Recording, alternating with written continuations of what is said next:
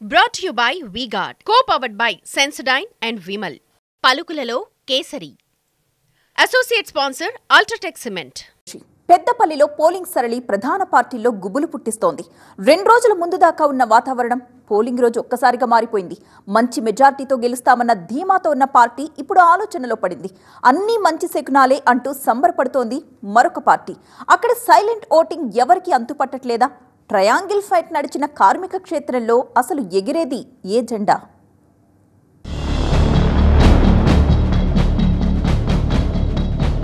అక్కడ war one side కాదా? Polling లో సీన్ మారిపోయిందా? పెద్దపల్లి పల్స్ దొరకడం లేదా?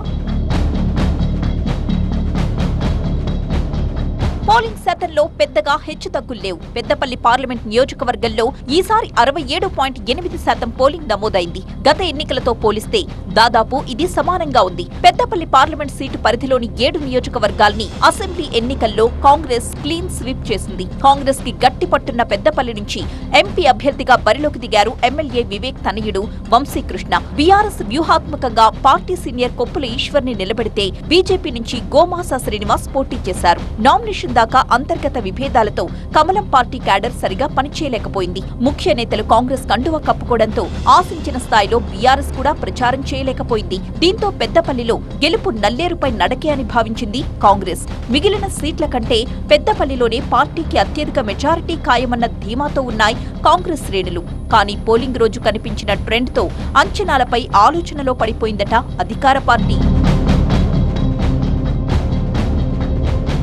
అభ్యర్థి విషయంలో అంతర్గతంగా కొన్ని అసంతృప్తులున్నా పోలింగ్ నాటికి దాదాపు అన్ని ప్రాంతాల్లో బీజేపీ పుంజుకుంది. చివరి నిమిషంలో బీఆర్ఎస్ శ్రేణులు కూడా బీజేపీకి ఓటేసినట్టుగా చర్చ జరుగుతోంది. పెద్దపల్లిలో పోలింగ్ సరళిని చూస్తే కాంగ్రెస్ కి ఏకపక్షంగా ఓట్లు పడలేదని భావిస్తున్నారు. బీఆర్ఎస్ కూడా కార్మిక క్షేత్రాలైన రామగుండం, మంచిర్యాల, బెల్లంపల్లిలో కాస్త పుంజుకుంది. అర్బన్ ఓటర్లు బీజేపీకి ఎక్కువగా ఓటేసినట్లుగా పోలింగ్ సరళిని బట్టి అంచనాకొస్తున్నారు. గ్రామీణ ప్రాంతాల్లో మాత్రం కాంగ్రెస్ పార్టీని ఆదరించారు.